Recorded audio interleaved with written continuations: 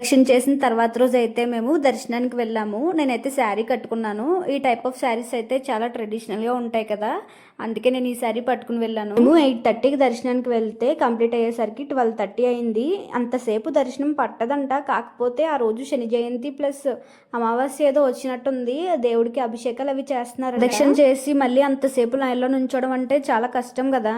అప్పటికే ఫుల్ కాళ్ళ నొప్పులు వస్తున్నాయి. కొంతమంది అయితే ప్రదక్షిణ చేసి వెంటనే దర్శనానికి వచ్చారనమాట. వాళ్ళైతే నిజంగా చుక్కలు చూశారు. మేనేజ్మెంట్ కూడా దర్శనానికి వెళ్ళి లైన్ ఆఫ్ చేసి హుండీలో డబ్బులు తీసి పెట్టెల్లో వేస్తున్నారు. మొత్తం అంతా అయిపోయిన తర్వాత చేయొచ్చు కదా ఆ పని అని అనిపించింది.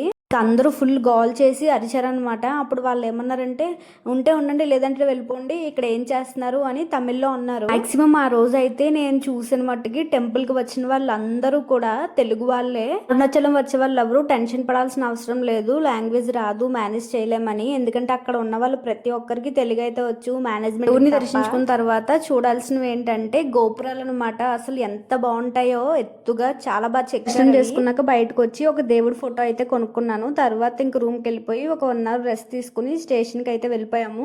మా ఊరు కూడా వచ్చేసాము. మేము వచ్చేసరికి వెహికల్ అయితే వెయిట్ చేస్తుంది. కాళ్ళ నొప్పులు ఉన్న వంట చేసుకోవడం అయితే తప్పదు కదా. ఇంకా ఉప్మా చేసేసి స్నానం చేసిన తర్వాత తినేసి పడుకున్నాము. ఇలా జరిగింది మా అరుణాచల ప్రయాణం. వీడియో నచ్చితే లైక్ చేయండి.